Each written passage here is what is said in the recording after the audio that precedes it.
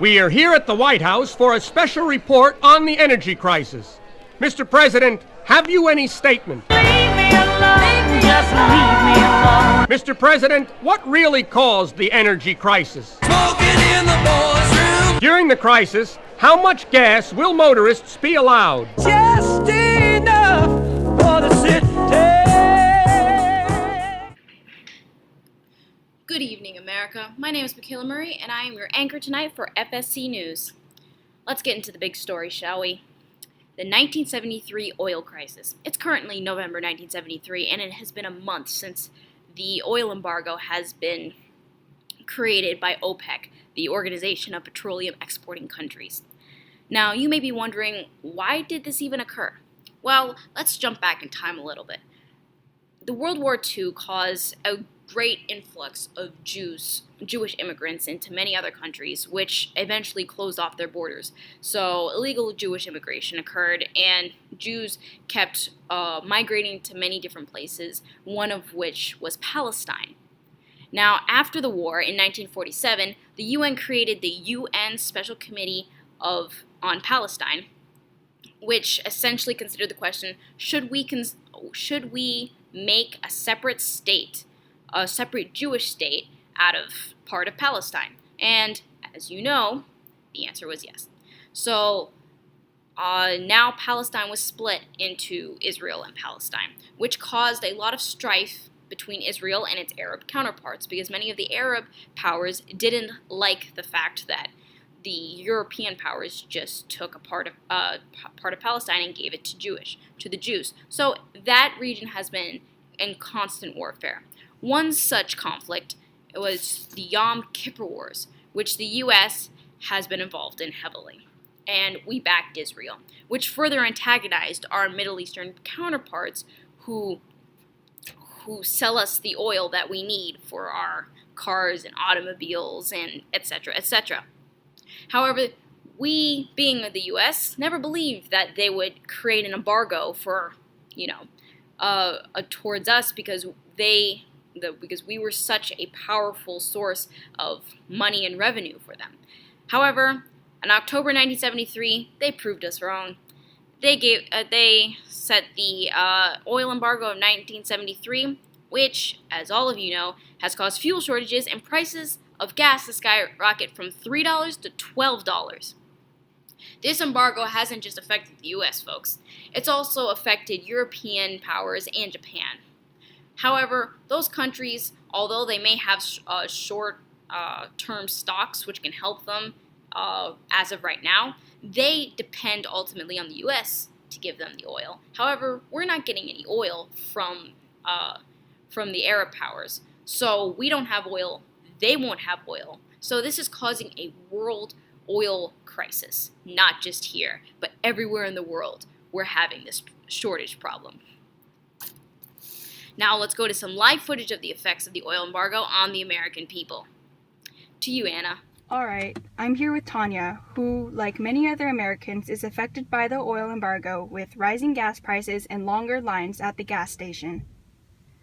I know this whole embargo thing is bad, but aren't there better ways to deal with it?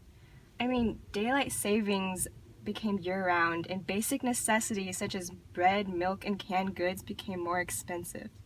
The national speed limit was enforced to only 50 miles per hour, which is stupid. I even had to switch my car to a Volkswagen so I could use less fuel.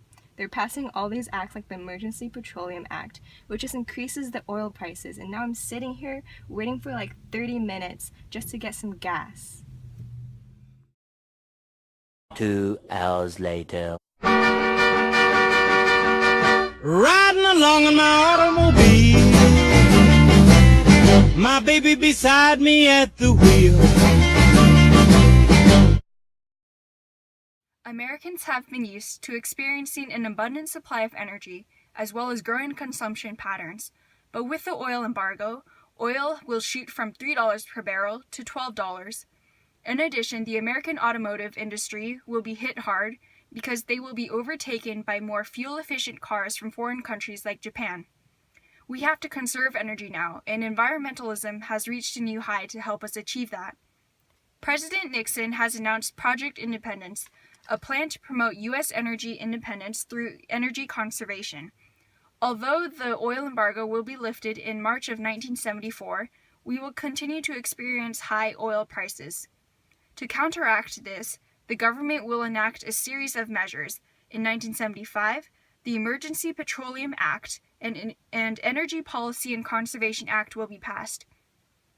The Emergency Petroleum Act states that the President can promote regulations to allocate and control prices of petroleum products. The Energy Policy and Conservation Act says that we should increase energy production and supply, reduce energy demand, and increase energy efficiency.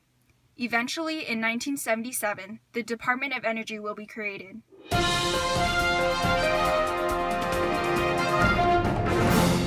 It is March 1974, and the oil embargo has been lifted. To decrease our dependence on imported energy and reduce how much an oil embargo would affect us in the future, President Jimmy Carter has advocated searches for alternative sources of energy. Currently, nuclear energy seems like our best bet. We have 42 nuclear power plants as of right now. As you know, nuclear power, which harnesses the energy from nuclear fission, does not emit any air pollutants, but environmentalists have criticized expanding our use of nuclear power because of the possibility of nuclear meltdowns. If such an event were to occur, radioactive emissions could spread and linger for hundreds of years with catastrophic health consequences. But what are the chances a nuclear accident could occur? Come back. Never! That's right, never.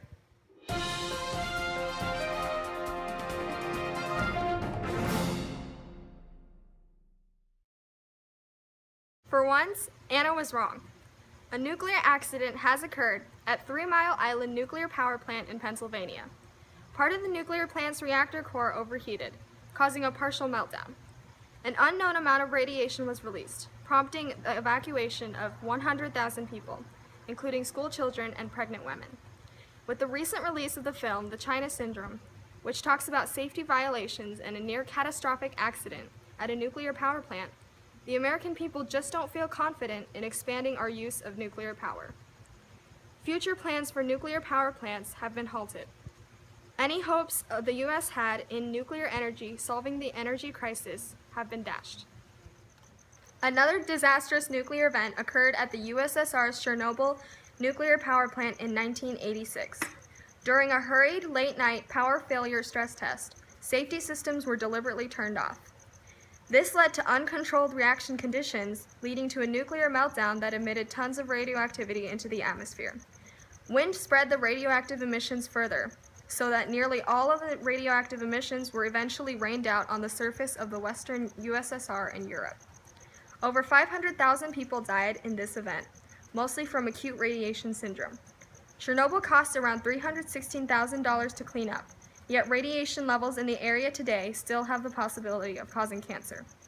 The effect of this event was that people became concerned about the cancers caused by nuclear accidents, further increasing their reluctance to expand the use of nuclear power in the U.S.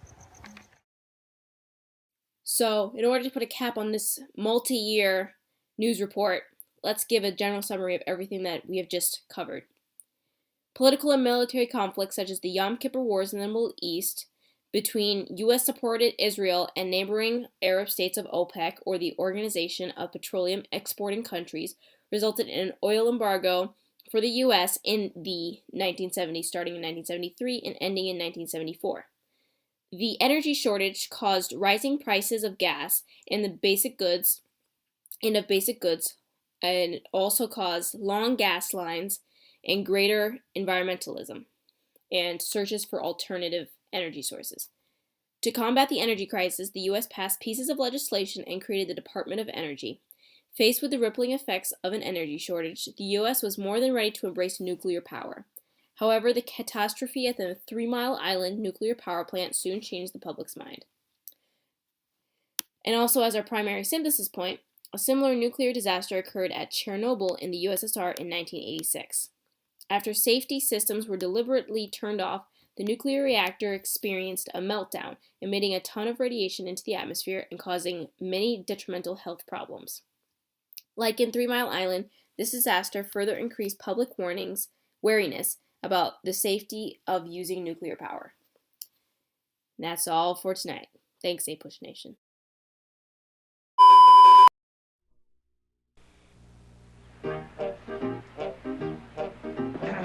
Excuse me. Yeah? Would you watch my place in line? I'm just gonna run over to McDonald's. Yeah.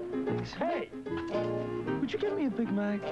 Oh, sir, would you bring us 3 fries, please? And a Coca-Cola. Say, how about a quarter pounder? And a strawberry shake.